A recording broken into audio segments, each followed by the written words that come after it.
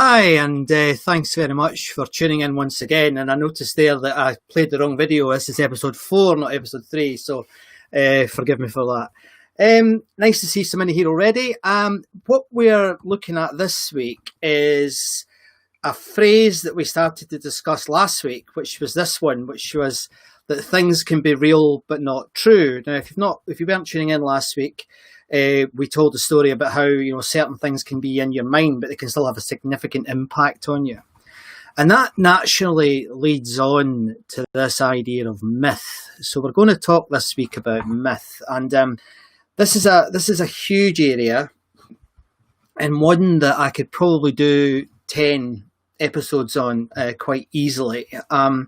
But I think if you are okay with this, guys, what I'll do, I'll just make sure I'm looking at the chat here. Sorry, my apologies. What I'll do is I'm going to give you an overview of some of the thinking behind myth, and why it is such. It's got timeless potency, and there must be a reason for that, and I'd like us to think about that and perhaps discuss it. And I'd then like to talk about some of the structures that people have come up with. I've got a short video, which is less than 2 minutes. No, it's not even that. It's about 30 seconds long. I'm going to show you, but we're just going to get into it gently and just see if we can tease out some of the key themes around the whole idea of myth. So if you have any questions, please pop them in the chat. I've got the chat open here in front of me on various computer sites, PC sites, and I'll do my best to respond. If somebody could just let me know if you can hear me, that would be good, because as you know, we've had a little problem with that in the past. I think it's okay. I can hear myself, but could you just let me know if you can hear me, please, folks? That'd be really, really helpful. Now, I'm going to talk first of all about one of the oldest myths I've been able to, or I've ever come across my whole life. And it's quite, there's a little bit of a story behind it, because when I was, it was 20 years ago, my daughter Anna was born, and we were trying to decide what to call her. And we were doing the usual, you were looking up names and the meaning of names, and I came across a name that I'd never heard before, and that name was Inanna. And hold on, I've got some. Yes, great. Thank you very much, Paul, and thank you very much, Martin. You can hear me. That's a good start. So we were looking for names for Anna, as it wasn't as she is now, and I discovered this name, Inanna. Now, I wasn't drawn to that as a name, but I'd never heard it before. So I've got a very curious mind. So I investigated what Inanna was about, and it turned out that Inanna was this 5,000-year-old story. It's a 5,000-year-old myth, and Inanna was charged by the gods to investigate what it meant to be human, and she went off with the job of conceiving laws about what it meant to be human and what human society was about. And then she had to instill those laws. The charge upon her by the gods was she had to instill those laws into the human population. And like many other heroic journeys, in this case it was a heroine, she went off on an adventure, and at the end she went deep under the ground, she went up in the mountains, she fought bad guys, all the stories that you've probably heard with other characters. But she then wrote these 7 principles of what it meant to be human. And I think it's interesting when you read a lot of the press about mythology, and you often hear it said that it's about the hero's journey, and I am going to come to that. But 5,000 years before the hero's journey was the heroine's journey. So I think we should remember Inanna and the myth, the Sumerian myth that is her. And I think it's something to ponder on. 5,000 years ago, folks, we were coming up with story structures that were fundamentally I used the phrase earlier, timeless potency. Those structures continue today. If you look at any of the classic contemporary books like The Lord of the Rings, awful films, like Star Wars, the Mockingjay stories, these stories all seem to continue to use Inanna's basic structure for what a myth is. Now, of course, 5,000 years after that, there was a fella called Joseph Campbell came along, and I'm going to tell you about him in a minute. I'm just going to check any comments to make sure I'm keeping up with things, because last week I was a bit slow on the sound, wasn't I? And I think I've sorted it out. But thanks, Paul. That's great. You can hear me. That's much appreciated. So Joseph Campbell, have you heard of Joseph Campbell? Has anyone heard of Joseph Campbell in terms of what he's about and what his ideas were? Has anyone heard of him? Let's have a look. I personally think, now this might seem quite an extreme statement for those of you who know me. I think his book, The Power of Myth, is nothing short of miraculous. It is a beautiful book. Now, I don't have my copy to hand because all my books used to be in that bookshelf, and now because I'm doing these events, they're all through in the other room, so I should have picked it up and I forgot. But if you look at my copy of it, it's got those little hundreds of little stickers in it, because rare for books, rare for books about storytelling. It's almost got every single line of Joseph Campbell's book, The Power of Myth, is almost quotable. It is that good. So I would highly recommend it. Martin, cheeky monkey Martin Miller has said, did he make soup? Well, one of the important things about story is humour, Martin. So yeah, well done. I think Joseph Campbell may well have made soup, but not the famous one. I used to live, in Elgin, which is in the far north of Scotland. It's north of Aberdeen. Yeah, it's only about an hour away from Inverness. And that was where the Campbell soup people were. So I know them quite well, actually. I've worked for them. But yeah, he didn't make soup. But what he did do, he investigated this power of myth. He didn't use the phrase timeless potency. Well, he may well have done. I've not heard of him saying it, but I think it captured his imagination, and he investigated it, and he came up with a structure. And he did that by reading the ancient myth, considering the contemporary myth, the contemporary fictional stories about whether it was about heroes or heroines, whether it was about ancient gods. He investigated it, and he came up with a structure.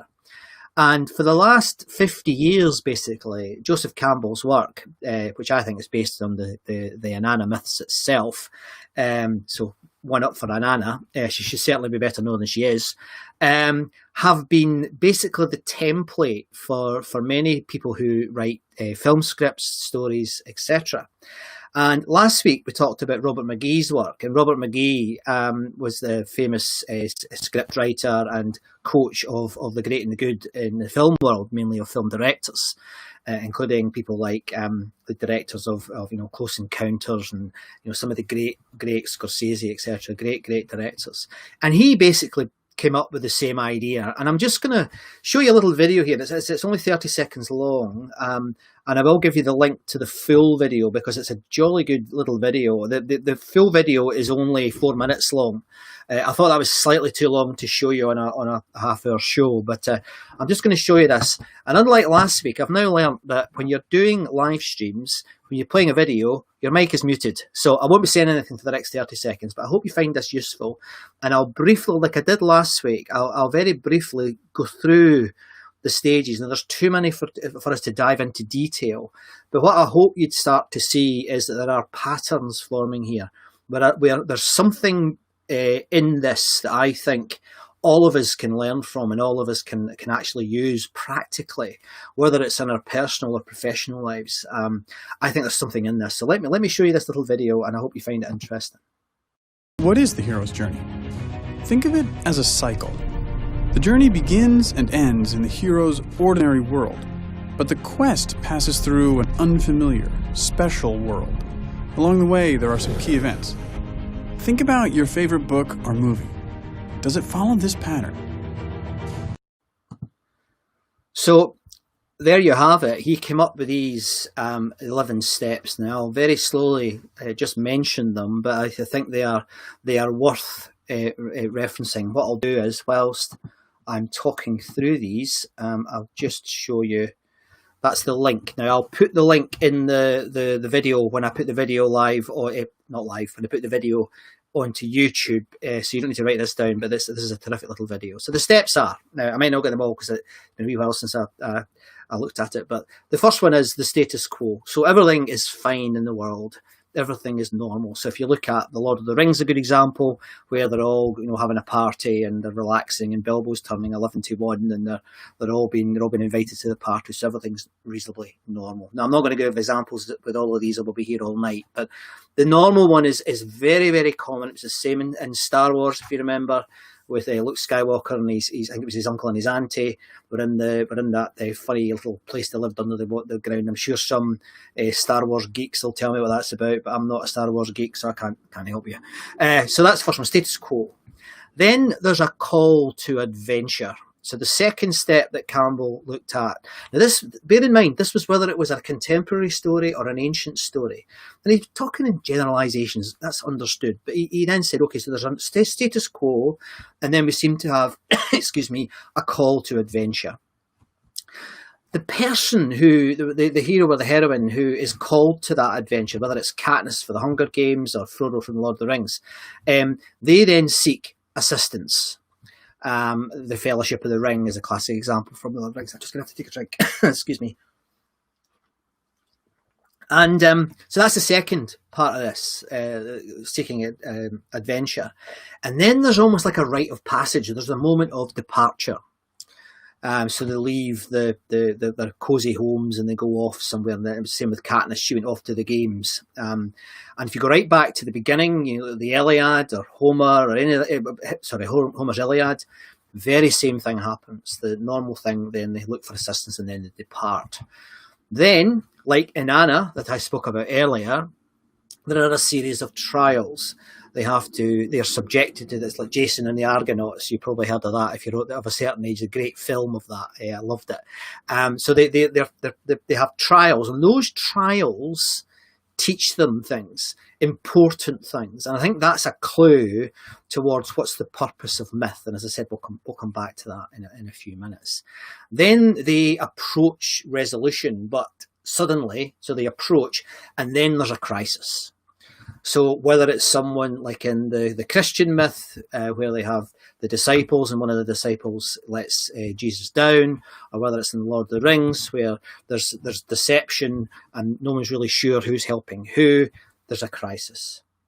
Invariably, there's a treasure involved.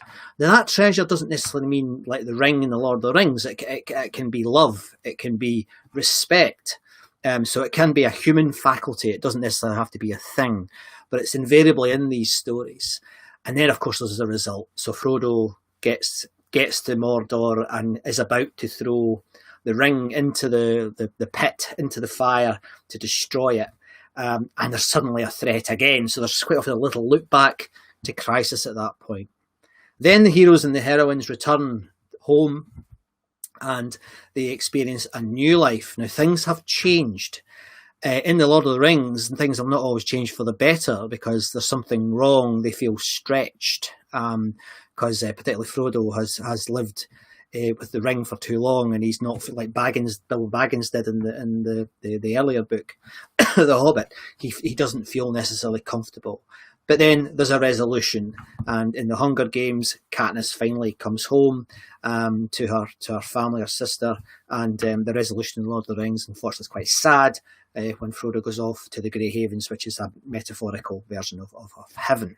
So that's the structure that Joseph Campbell came up with, and I think it's an interesting structure, and I particularly like that. It's almost like a sandwich.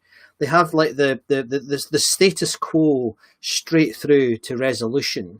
I like that. And what I don't often see, particularly in the corporate world, I don't know if there's any examples of that, but particularly in the corporate world, quite often organisations try to tell stories, but they forget that you need a protagonist. You need some sort of trial. So that would be in corporate language. And I think in a couple of weeks' time, not next week, but in a couple of weeks' time, we're going to talk about corporate storytelling. And we're going to try and dive into that a little bit more and try and help you use these skills and techniques when you're at work. But I think very often they forget, saying things like, so what problem are you trying to solve?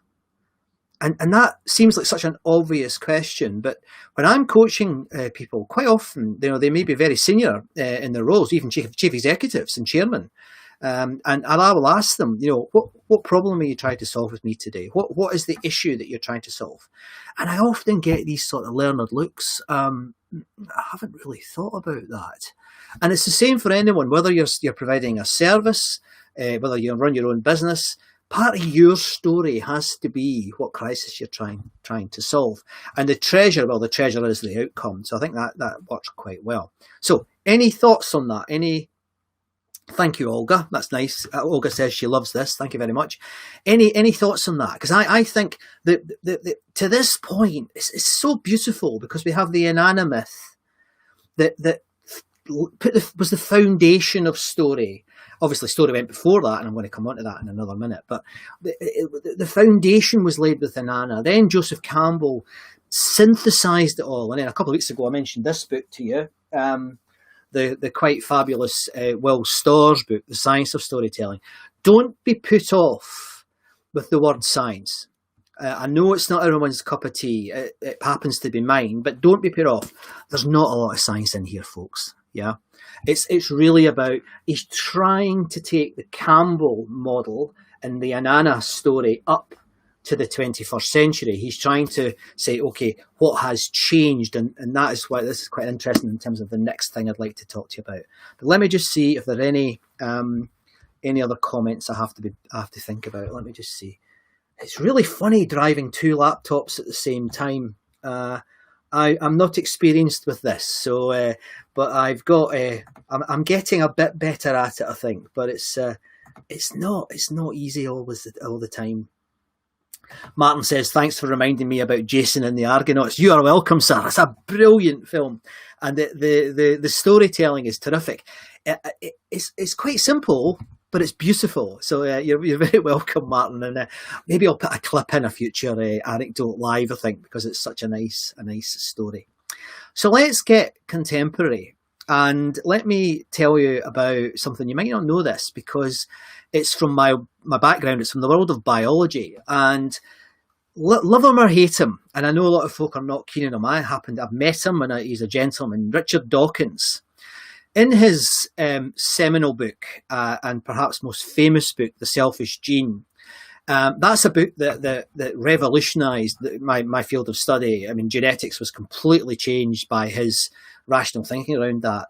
But within that, there's a chapter that refers very much to the modern myth. And he took that from another biologist. Now, this is someone I doubt very much you'll have heard of him. His name was Jacques Monod.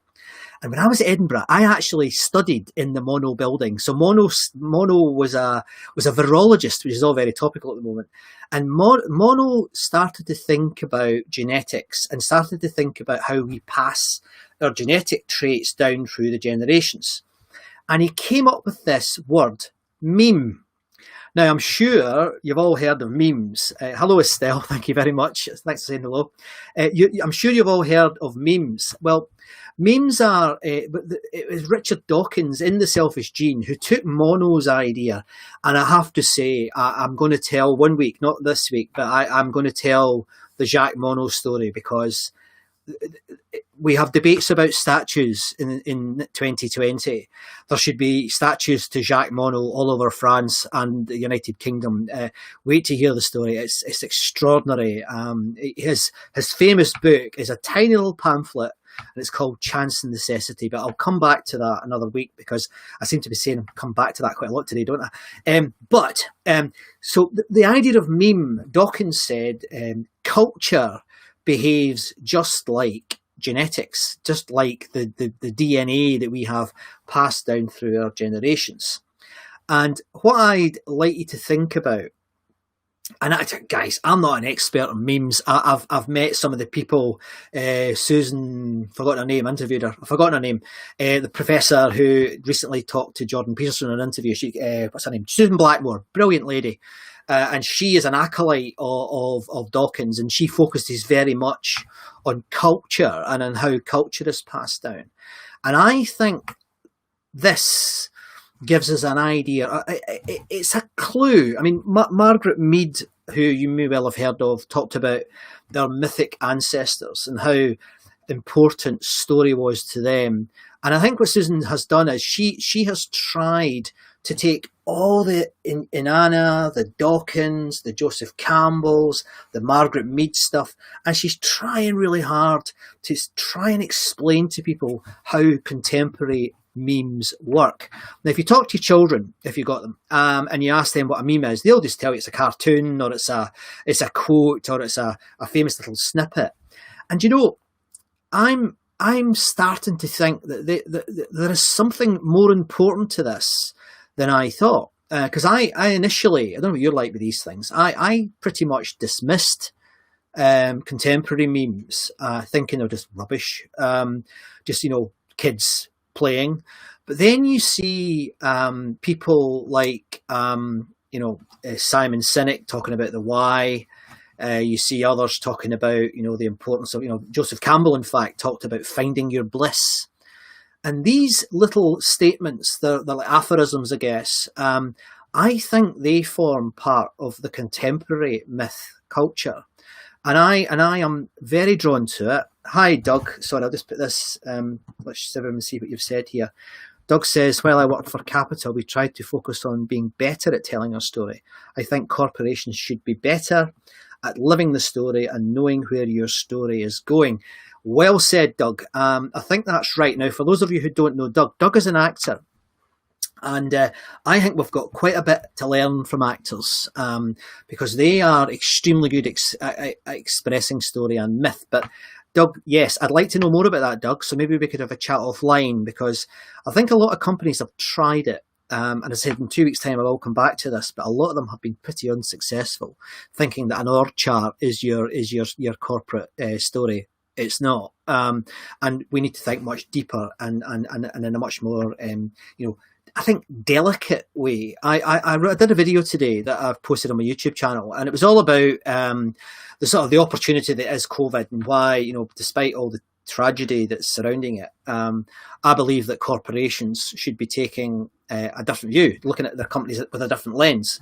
And one of the things that I love, and this is I don't know if it's a myth, it's certainly a meme, and it's this. Listening is like touching at a distance.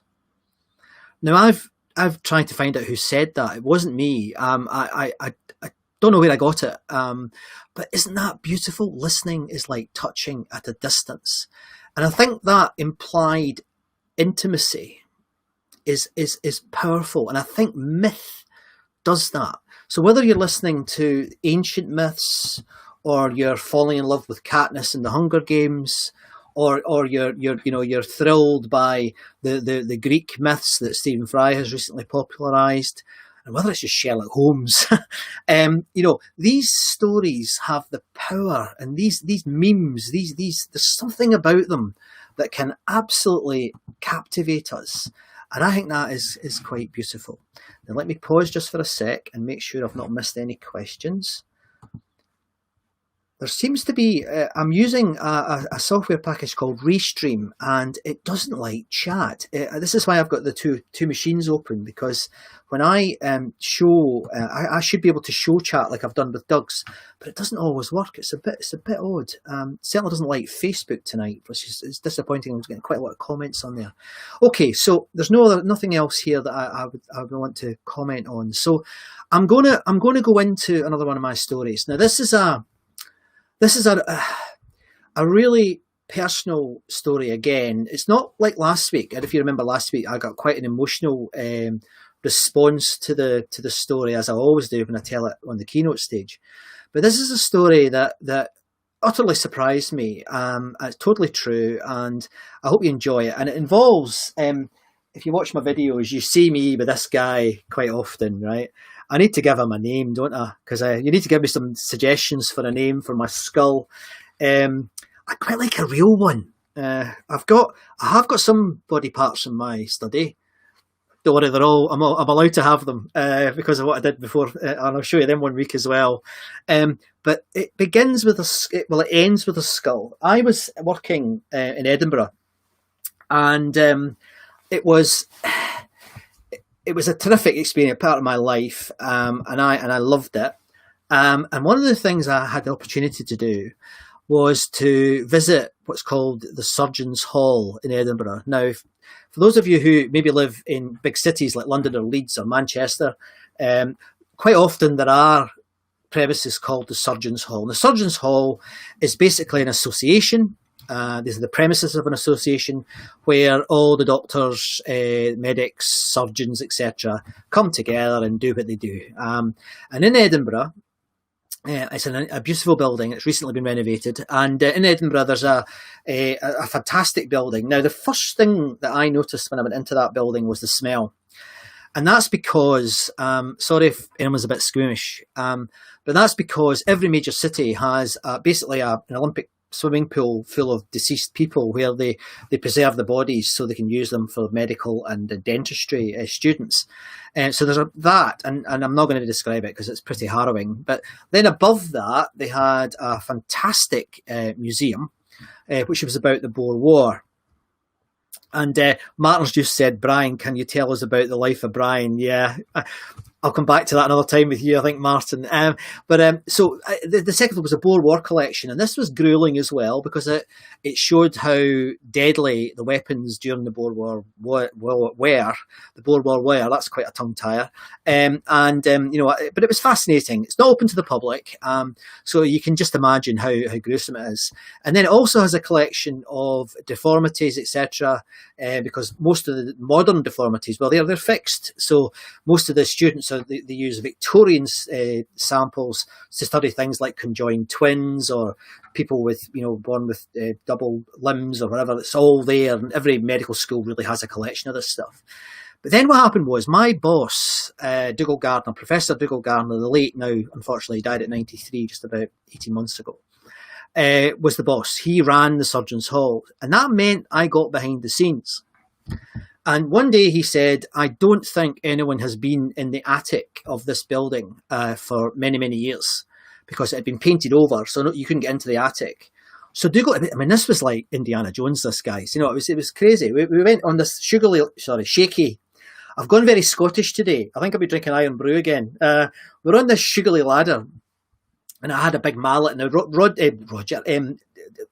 Dougal was 70. Roger was my father-in-law. Dougal was probably in his late 70s at the time, and so I was only 23 or something, and I had my hammer and I'm bashing at this thing. And eventually, there must have been 8 layers of paint, so it had been a lot, probably since Victorian times. This loft hadn't been used, so we opened it, and there was literally a puff of smoke. It was dust went up. And we both climbed up. And Dougal did very well getting up, actually. We got up into this loft. And let me give you an idea of the scale. It must be half the size of a football park. So this is a large loft area. And it had lots of those sort of wooden bookcases, the see-through ones, the ones you see sometimes in films, like the Harry Potter one, when they're looking for the orb. You see all these similar shelves. You can peek through and see people on the other side. And guys, there was loads of them. Lots of them. So I went in one direction, and Dougal went in the other direction, and we went exploring. And I got to the end of the room, and it's all junk, really. There was a lot of books. There was a few sort of old-looking medical instruments, but nothing really interesting. Anyway, I got to the end of this corridor, and in front of me there was a chest, and that chest had a tarpaulin over it. So I swept the tarpaulin off, and to my surprise, the chest was open. So I opened the chest, and in the chest, it was all wrapped up in muslin. It was instruments, medical instruments, and it turned out this was a dentistry collection from Victorian times, and it's now. Well, I don't know if it's still there, but it was in the Scottish Museum. in Chamber Street in Edinburgh, next to the famous murder dolls. If you've never heard of the murder dolls, Google that, guys. It's a brilliant myth. It touches on the Jekyll and Hyde story, and it's Jekyll and Hyde, not Jekyll and Hyde. Hollywood has never got that right. Anyway, the murder dolls are related to the Jekyll and Hyde story, and they think Hyde made these little dolls and then gave them to Jekyll, and he hid them on Arthur's seat in Edinburgh. So this collection of dentistry, and it's terrifying. I mean, huge, great big spikes. Goodness knows what they did with them. Were used to do things with your mouth, and there was like neck braces and stuff. So all of that was fine. That's a good little story, but there was an even better one. I'm walking back towards the hatch, and Dougal shouts, "Scott, I've found something." So I follow his voice, and here he is, and he's standing in front of these two shelves, and they go on for about, in modern money, 20 metres, proper long, a long way. And on the shelf were these boxes. Each box was about that size and about that deep. Can you guess what was in the boxes? It was skulls. Now, Martin's just suggested that we should call this Brian. I don't think that's a bad idea, actually, Martin, after the life of Brian. I might just call this Brian. I'm going to double check with my children, because they're too important for me just to name things without asking them. I need to consult the boss. But in these boxes, it turned out in the end, there were just about 400 skulls. Now that you could say, well, that's neither here nor there. I mean, it's just medical research. It transpired that these skulls had been used by two doctors, and I've actually forgotten their names. I think I'm tired. Two doctors at Edinburgh University who had gone to Australia and had cut off the heads of 400 Aboriginals to bring the heads back to Edinburgh to study the bumps in their heads. You may well have heard of phrenology. And phrenology is nonsense, but back then it was all the rage. It was everywhere, and people believed that like the criminal would have a certain type of frontal lobe, the timid would have a certain type of frontal lobe, and you can still see in antique shops maps of the head that were based on phrenology. But these two medics were looking at what they call this awful primitive man. It's terrible. Anyway, so this is what happened, and we didn't know what to do with this, because we found out, and we basically didn't hide it. Every Friday we used to do lectures to all the medical faculty. So Dougal and I told them, look what we've found, isn't that interesting? And everybody's really interested in it. All these Aboriginal skulls. It was pretty gruesome. I think it was about 3 months later, we received a letter, a very formal letter from a tribal leader in Australia. And he was demanding the skulls back. And in fact, not only was he writing to us, he had set off for the United Kingdom. And the next day he appeared at the Department of Anatomy, just outside the Department of Anatomy entrance, next to a pub called the Doctors, if any of you are from Edinburgh or know Edinburgh very well. And he was demanding these skulls. Now, we didn't want the skulls. We were very happy to give them back to him. He was in full Aboriginal garb, and he was quite a formidable character. What was interesting, though, and this is the story that I really like, I ended up going for a drink with this guy.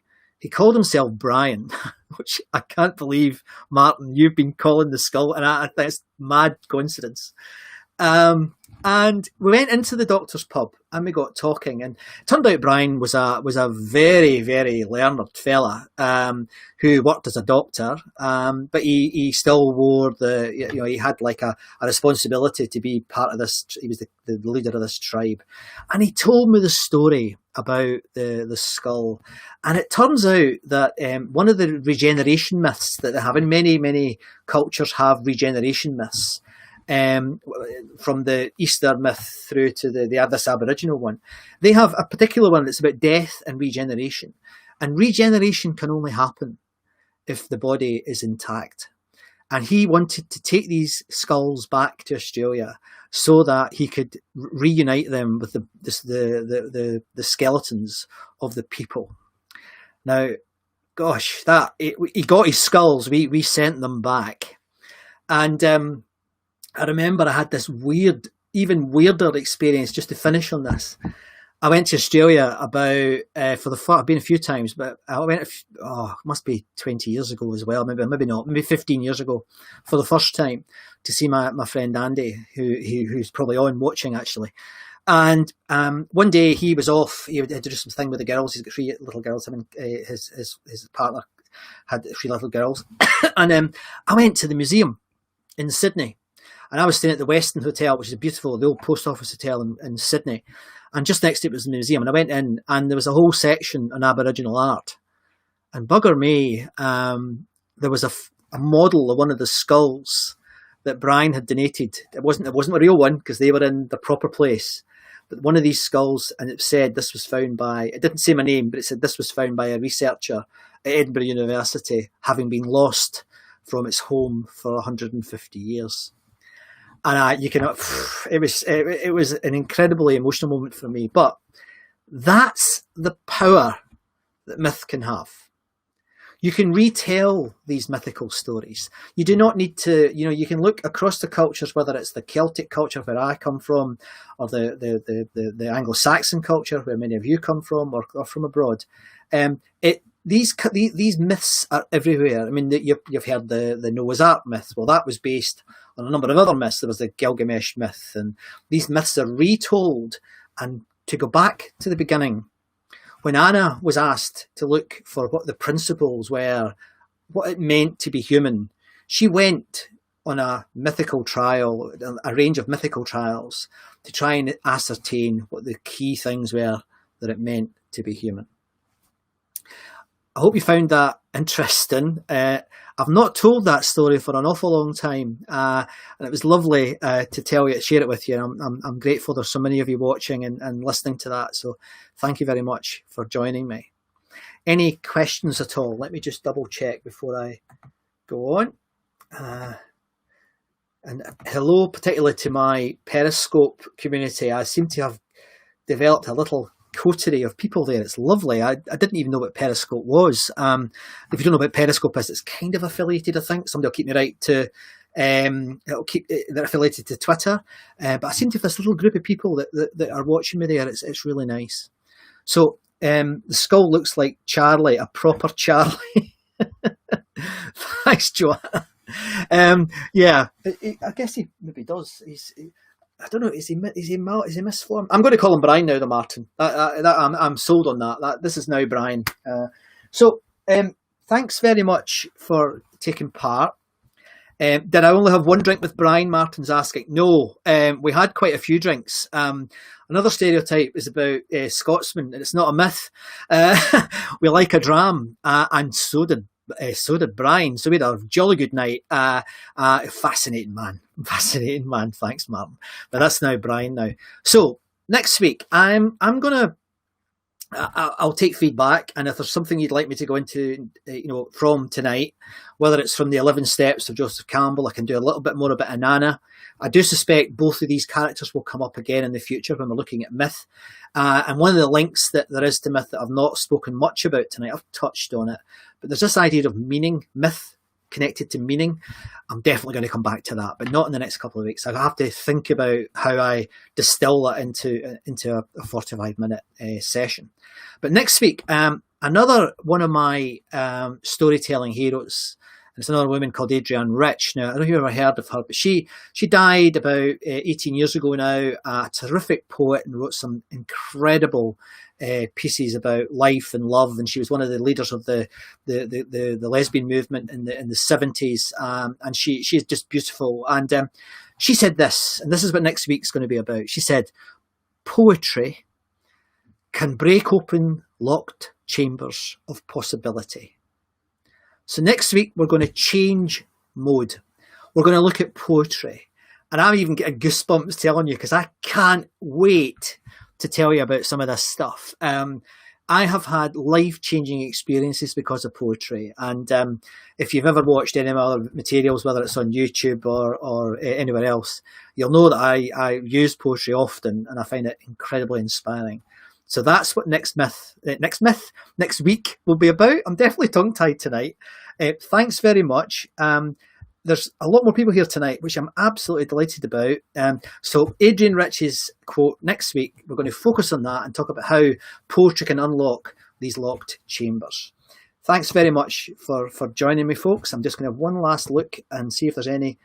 My husband, Joanna, my husband approves of the name. Well done, Brian. I hope you're watching. And thanks, Martin, for living the myths, Scott. Yeah, well, I think I probably am. I'm certainly living the dream. I love doing this. You know, I was really nervous the first week. I'm now getting more and more excited about it. And as you can tell, I've gone over 10 minutes because I'm enjoying it. So this is either going to get better or worse. It depends on your take on what I do in these things. But anyway, thanks very much for watching and listening, and thanks for your feedback again. I promise I take it seriously. Nora, if you're there, one of the regulars, she's given me so much feedback, and I'm desperate to get into it, and I promise you I will. How we can make this better. I want to make it more interactive. Do you know what the limitation is, folks? The technology. I don't know how to use it. So I will get better at that. We will get down to sharing things and sharing stories. Joanna, I know you want to tell a story. I'm going to let you do that. It'll be an utter pleasure to host you doing that. So thanks ever so much. I'll see you next week. If you're around at Friday at 12:30, I'm doing a lunch and learn thing every Friday now. It's just on the same place, in my LinkedIn profile, on my Facebook profile, on YouTube, Pinterest. Oh, there's so many of them now, it's bewildering. I'm there. It's very short, less than 10 minutes, little shots of hopefully inspiration and some practical tools. Thanks very much, guys. I'll see you next week, and I'll just hit the right button for a change.